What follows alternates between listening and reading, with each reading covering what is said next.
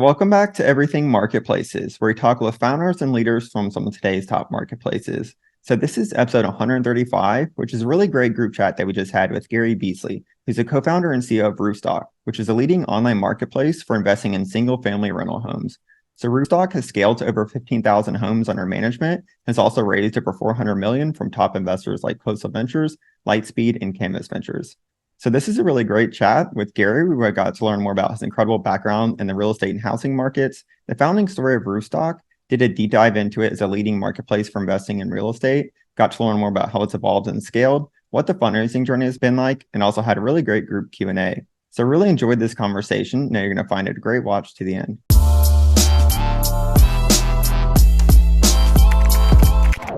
So Gary, welcome to the group chat. You have some real incredible experience in the real estate and housing markets, and I've also been looking forward to this group chat for a while now. So I'd like to start off by saying a huge thanks for taking the time to join us here in advance. Before we really jump into Roofstock as a marketplace, though, I think it might be great if you can start off by sharing a little bit more on your background, though, for those that might not know you. Sure, absolutely. First of all, great to be here. Always love to spend time with founders. Excited to engage, but. Yeah, my background, I would say I've spent the majority of my career at the intersection of real estate and technology. I started off my career kind of before business school and right after business school doing more traditional real estate in kind of development and hospitality. Got in my first sort of tech experience was with a company called ZipRealty, which was the first online brokerage, kind of like Redfin was before Redfin. We were the first to put complete MLS listings online, caused a whole bunch of problems with the NAR and all that kind of stuff, and like the free information flow stuff. But that was cool. Did that for about 5 years, actually 6 years, and took that company public in 2004. So that was my first experience taking a company public as a CFO. Learned a lot through that experience. Have done some other things since then.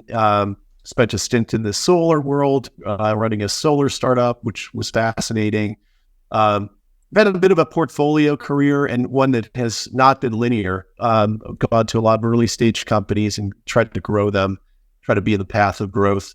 The most relevant thing related to what I'm doing at Roofstock now is during the great financial crisis, some friends and I started buying houses and turning them into rentals. And we said, hey, this is not just a good investment. We could actually maybe turn this into a platform. And so we ended up raising institutional capital. We ended up buying thousands of homes, forming a REIT and taking it public. And that was my second IPO, which was called Starwood Waypoint Residential Trust. And I ran that for about a year until I left in 2015 to start Roofstock, which is what I'm doing now. So it's been about 8 years, and really just tried to take all the learnings from all the things that I'd done previously. I'd never been a founder. I had been early at a number of businesses, which is very different than being a founder, as you all know. And so we could talk about what some of those differences are. But so we could get into Roofstock as much as you'd like. But the original idea was really you had this real inefficiency in the market where properties to trade needed to be vacant and sold through the MLS. There was no way to trade homes with tenants in them, and that seems silly because investors want tenants and they want cash flow. And sellers would like to have no vacancy and would like to sell for a lot less pain and money. So it was a very basic idea of our marketplace. Could we productize a leased home and sell it through our website to investors? And because no one had really sold $200,000 items through a website before back then. And so that was the big leap. What would we have to do to make that work? What would we have to believe in? And what would marketplace participants have to believe? So that was 8 years ago, and the business has grown quite a bit since then. And we've actually, the business model has evolved quite a bit since then, which we can talk about as well, into kind of a full stack platform for investors, as opposed to just a pure marketplace. And we can talk about why we did that. Yeah, certainly. And that's a really incredible background. So not many people can say they've been through 2 IPOs. And so, a lot we're going to jump into, but I guess, kind of looking back though, were there any kind of key learnings or maybe lessons, from your previous experience, building one of the first real estate, online brokerages with ZipRealty, maybe that you've taken with you to Roofstock? Yeah. I would say one of the things I learned from ZipRealty is it's really hard to kind of reform an industry from within because you have all this existing legacy stuff, all the regulations, and all the people are used to doing things a certain way. And so you really have to kind of come at it from a very different perspective. And so when I built Roofstock, by design, I hired a lot of people who didn't even have real estate experience. We had my co-founders and I were deep in real estate experience, which was super helpful. But I didn't want to surround myself with people who just understood the way the game was played before. So there was a real balance.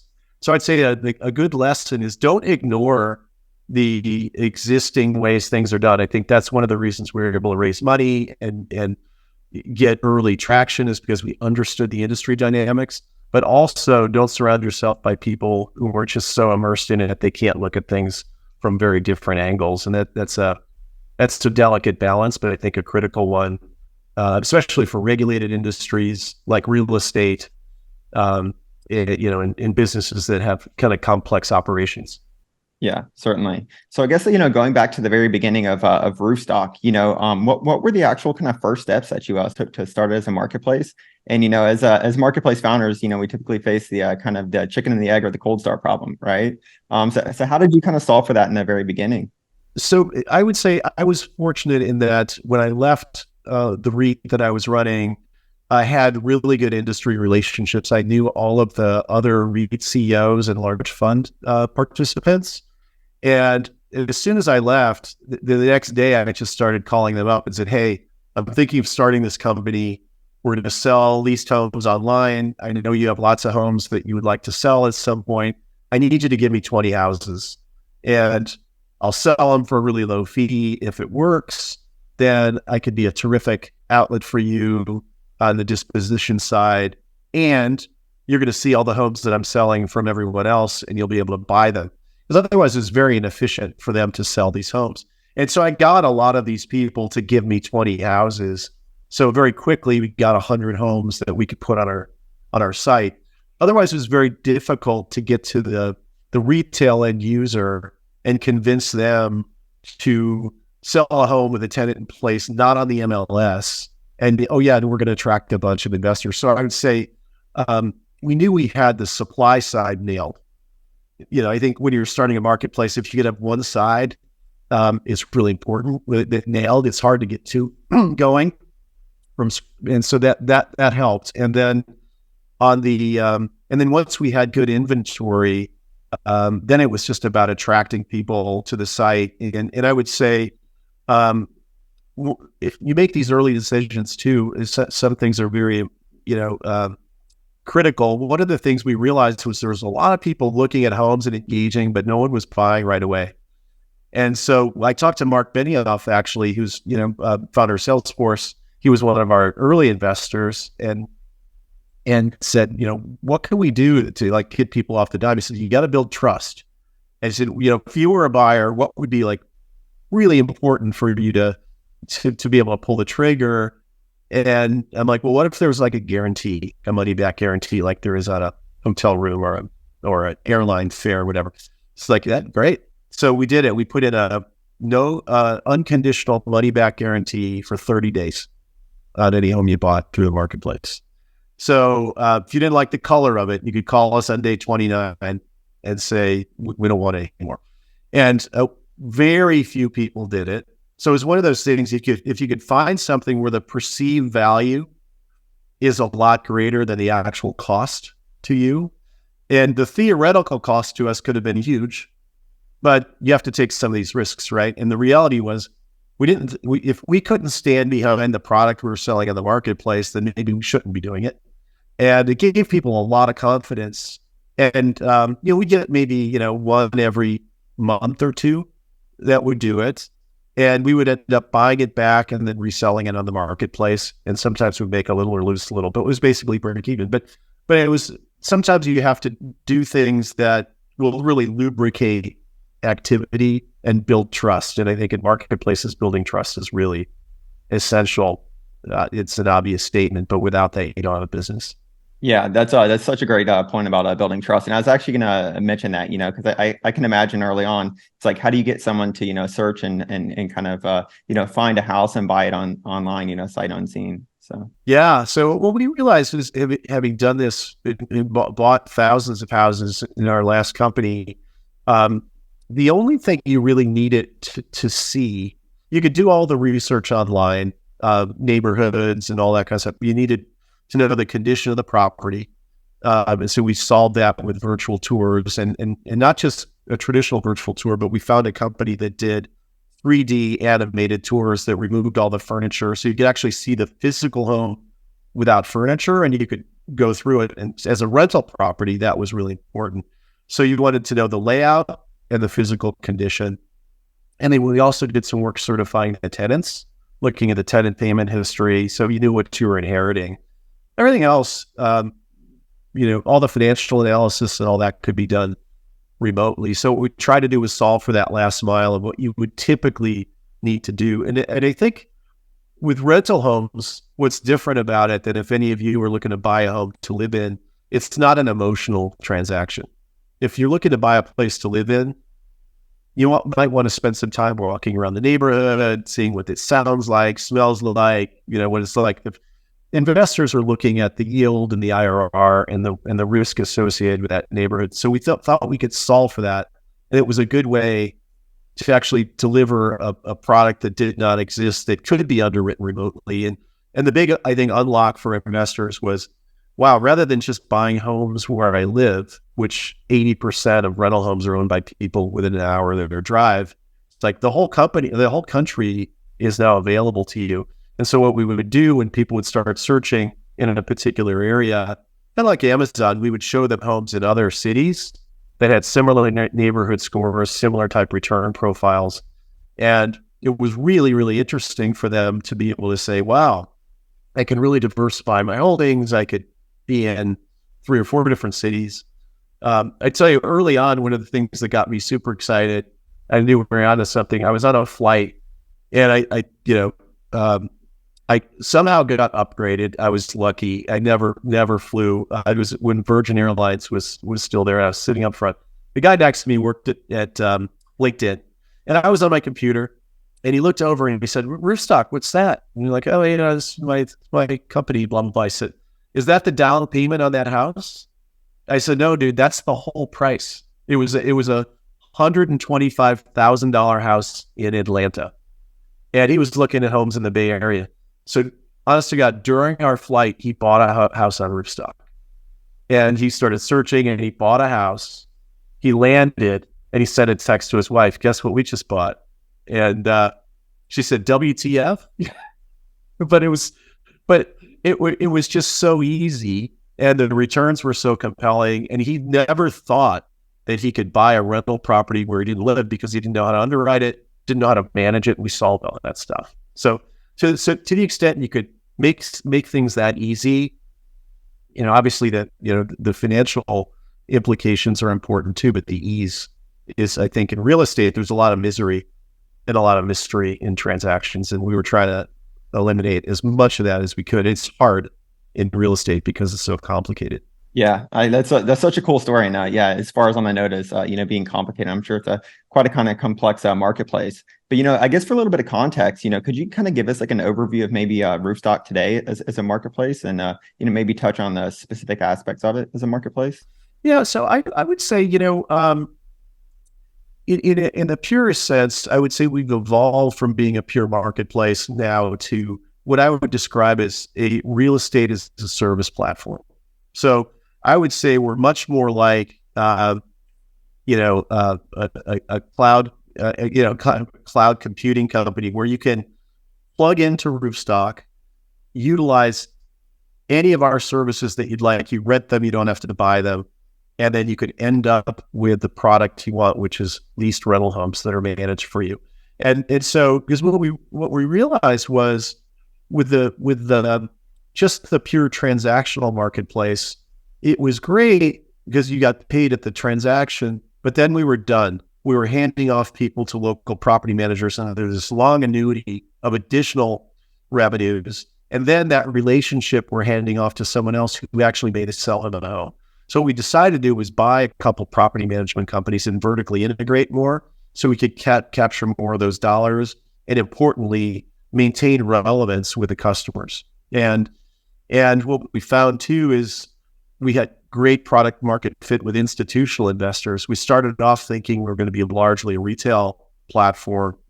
And what we found was, it was really hard to get up to 1,000 retail transactions where we had, one investor a couple of years ago that was buying 600 homes a month, right? So it's just enormous capital. So we built the pipes and figured everything out to be able to offer it to retail, but those same tools at scale we could do for institutions. And so what we realized was if we could develop this platform, we could productize it in different ways for different customers using the same tech stack that we built and all of the things we learned in the early days of our marketplace.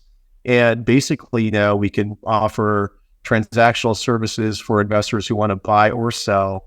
We can offer management services for those who want to own long-term. So they don't even have to buy through us, but our wedge is to take over management of their properties, then start buying more for them.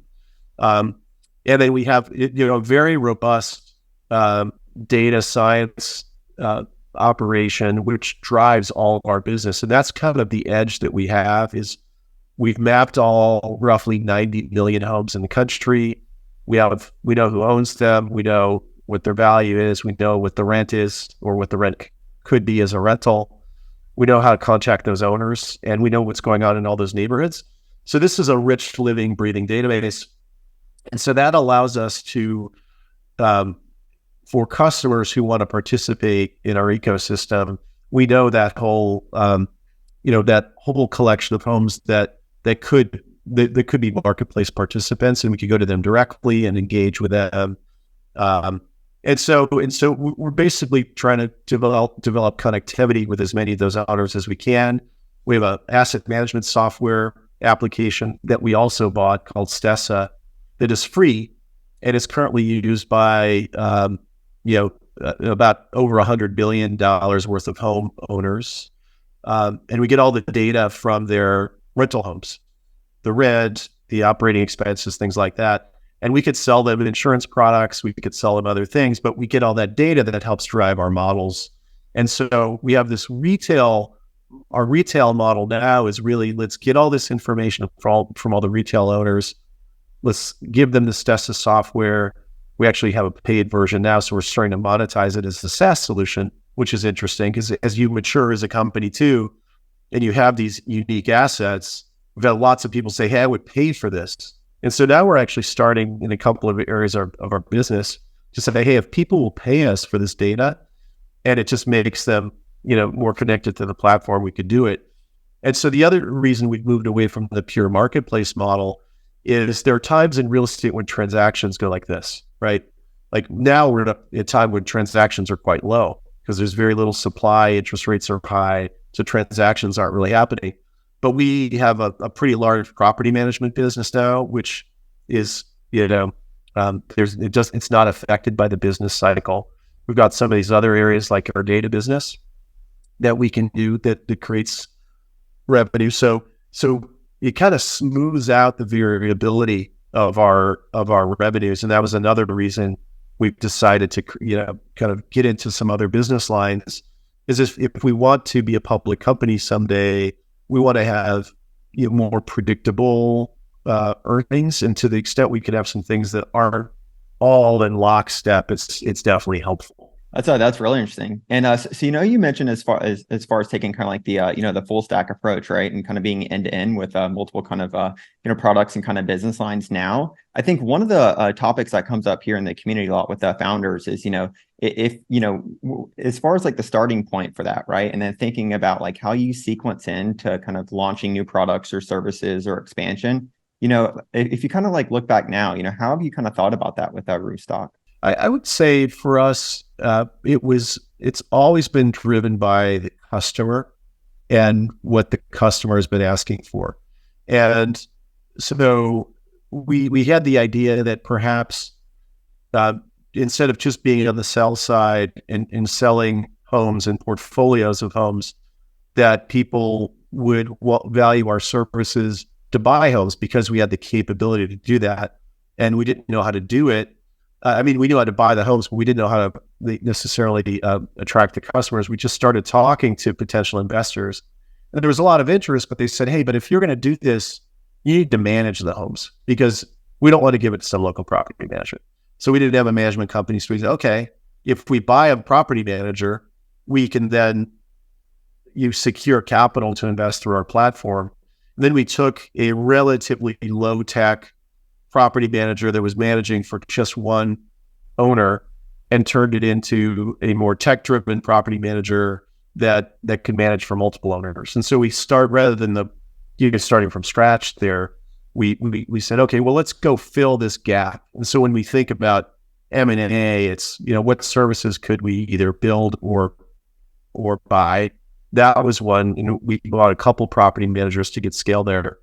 And so, that's how I think we've done it, is said, what are customers asking for? Can we deliver it? And then we're also, constantly trying to experiment too with how do we squeeze as much friction out of the transactions as possible.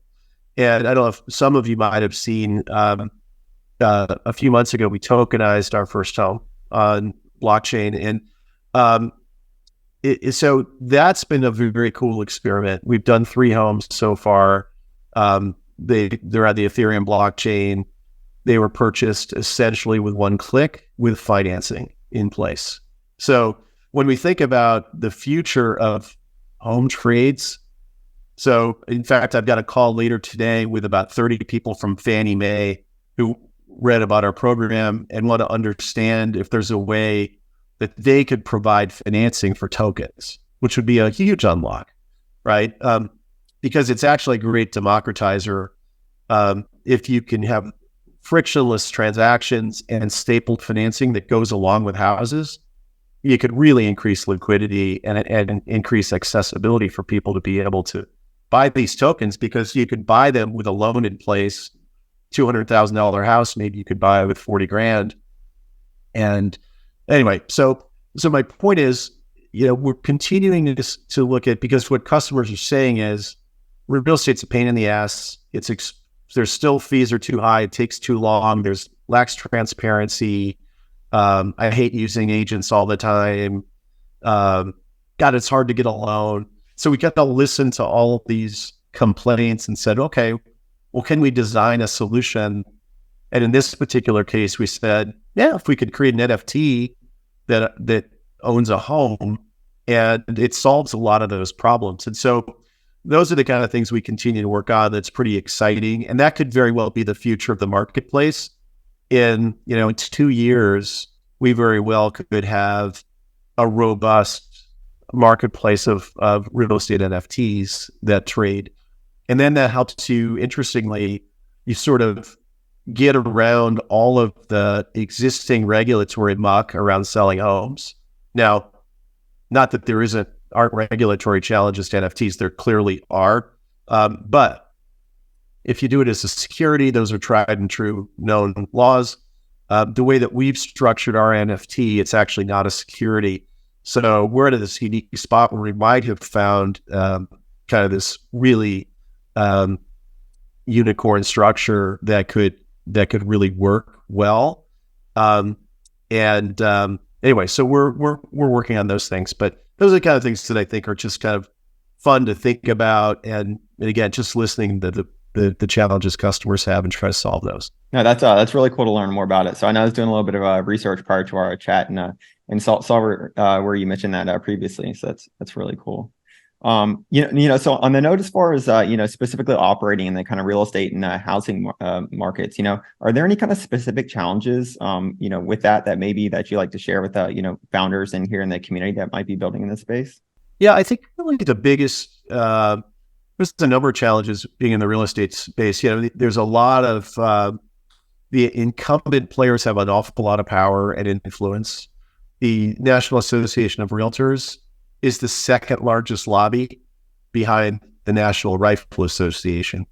So the NRA. So the NAR is right behind the NRA. People like to protect those 6% commissions. And the whole multiple listing service is, some of you may know, it's not just one, it's dozens and dozens of them around the country, and they're all different. They've got different technologies, different rules. They make it very hard to do business across state lines because of brokerage laws. So our model, when we were really leaning into the retail model, we were probably active in 35 different states with homes, and people would, a lot of it was done online, but oftentimes they wanted to engage with somebody to learn more. And we couldn't have people talking about homes in states where they weren't licensed.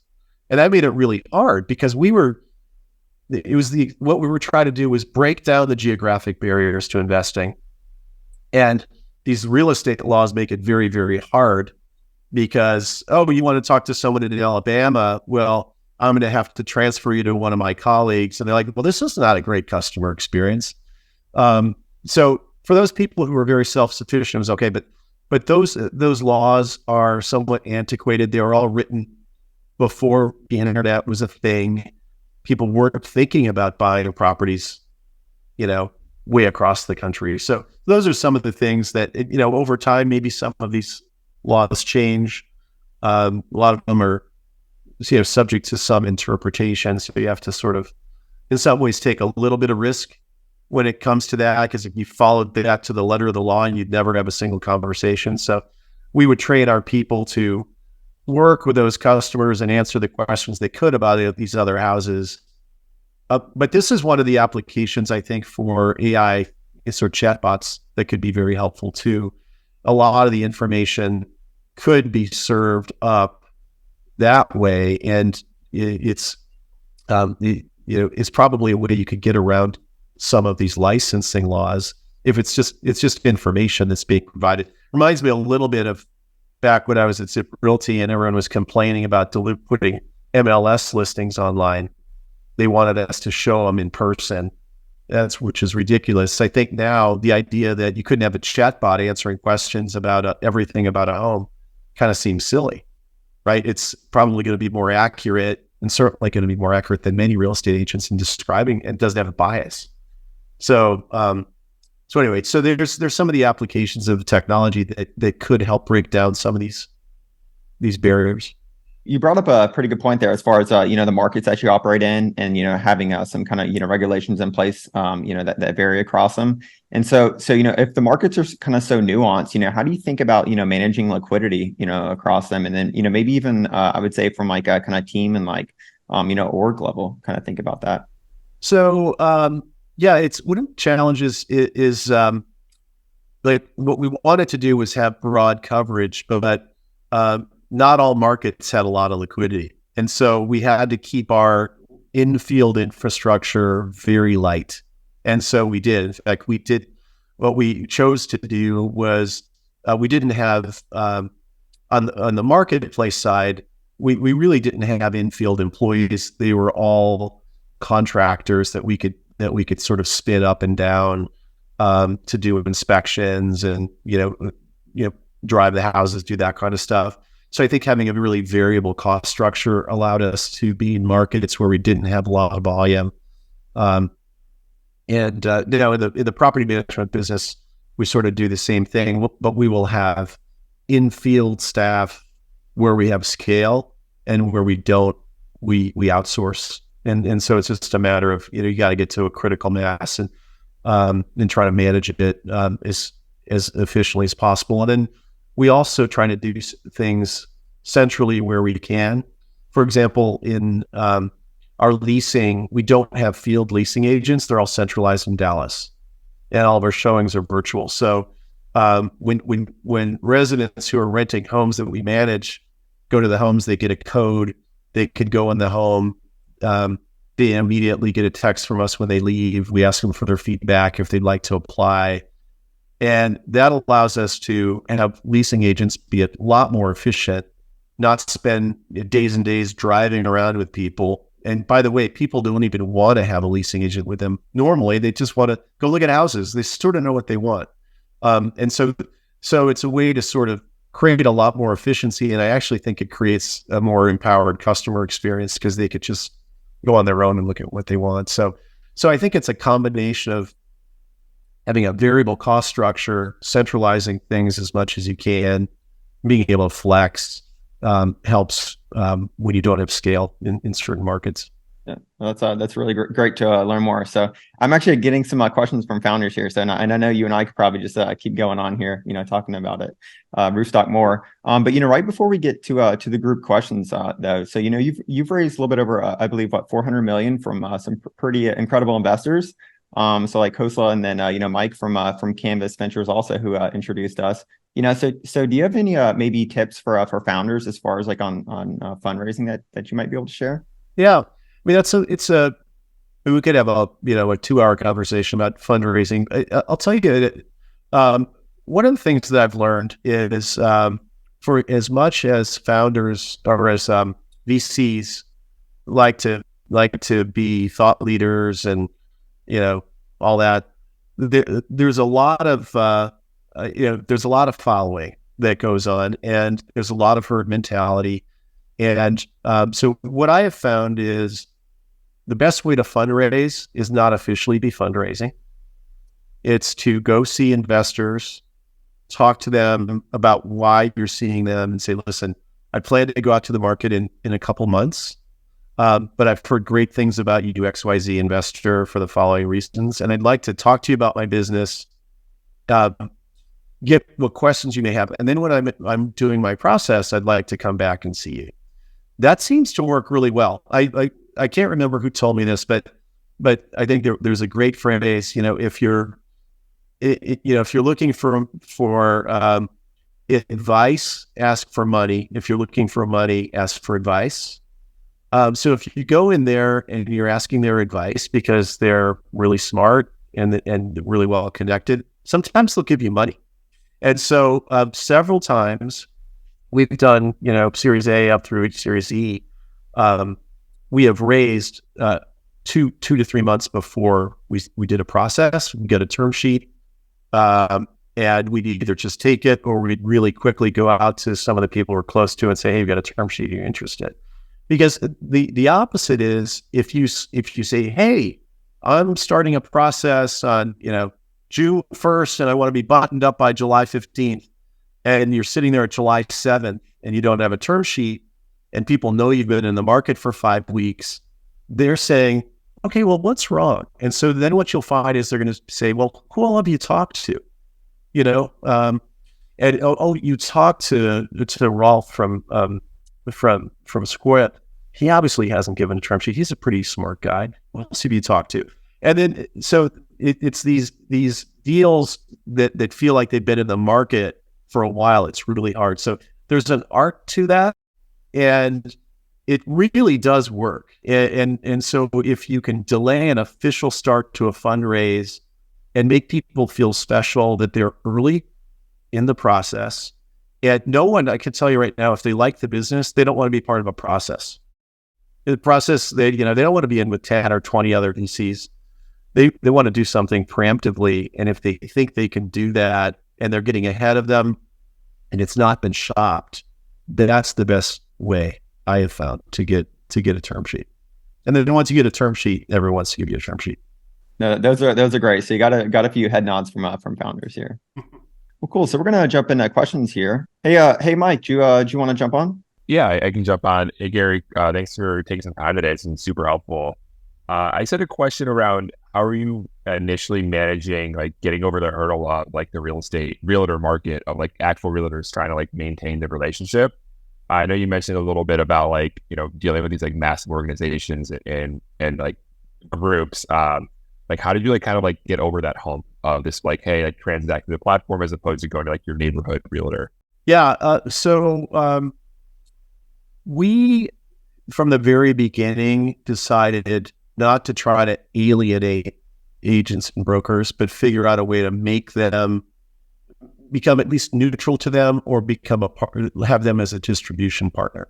So one of the things we did was we went out to some influential agents and brokers and said, hey, if you register your clients on Roofstock, we'll give you a referral fee on anything they buy. So they're like, wow, okay, well, I've got all these relationships with people with money.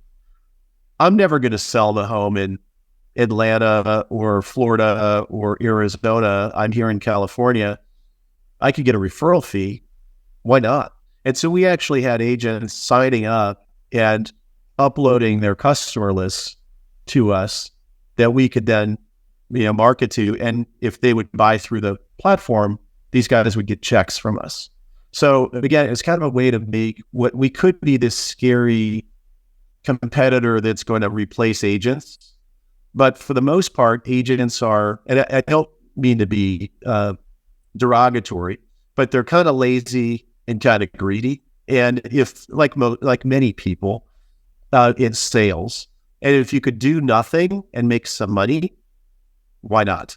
And so I think where it's more challenging actually for groups like say Compass, who is asking agents to come and turn over their database of clients, and they have them become Compass clients to then sell them primary homes, because that's their goal. They've spent decades cultivating those customers. And so what we were doing was kind of creating an additional way for them to monetize their customer relationship, but we weren't trying to take they're still their customers.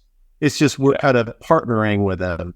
And so if there's a way you can do that in your own businesses, think about people who could potentially be either competitors or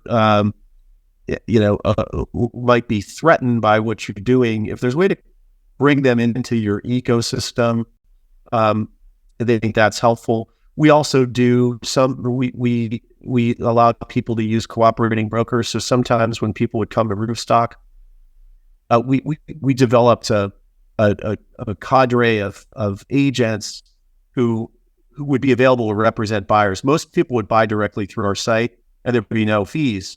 But if someone said, you know what, I need a little help, because we're representing the sellers, because we were taking the listings, we had this group of agents who said, hey, if you'd like to work with any of these people, you can do that.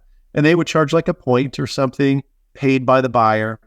And it allowed agents to actually do a lot more business without doing a lot of work. They could just get on a couple of phone calls with people. So those are just a couple of examples of figuring out how to, not alienate them in such a way that what we didn't want was a bunch of regulatory stuff coming down on us because agents were threatened. And so we didn't want to threaten their livelihoods too directly. That's a great question. We have a lot of earlier stage B2B marketplace founders that are building marketplaces that kind of start off as brokerages. So they're kind of thinking through a similar question of how they might involve those kind of brokers within their model earlier on. So cool. Hey, Benjamin, I saw you raise your hand. Do you want to come on? Sure. Thanks so much, Gary. This is awesome, and you do a really good job making big and difficult things sound really simple and easy. So thank you. Thanks. Yeah. So kind of riding the coattails of something you just talked about and something that you mentioned earlier, which is in a very strategic way, challenging some of the historic regulations or regulatory perspectives on the way things have been done.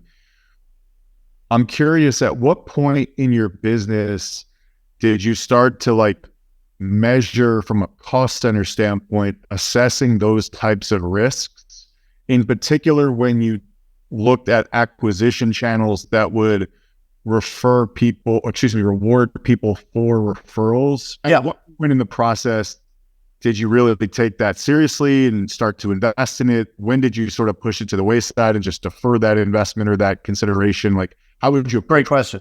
As a startup? No, it's a great question. We embraced it from the beginning, early. And I've always had a strong general counsel and outside counsel, because these regulatory matters matter a lot. So for those of you who don't know RESPA, it relates to being able to get paid for referrals around a real estate transaction. I had a really good attorney who did some work on this and got an opinion that we're actually, because we're targeting investors, exempt from RESPA.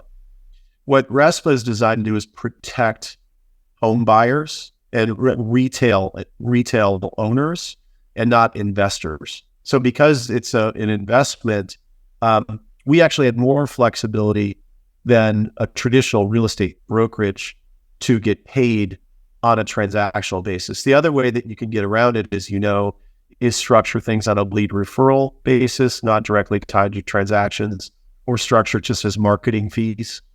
And we've experimented with all of those things. There's no right or wrong. Getting paid on transactions it's the easiest and best form of alignment because it's easy to sign up partners because it doesn't cost them anything and everyone feels like they're getting paid when things close.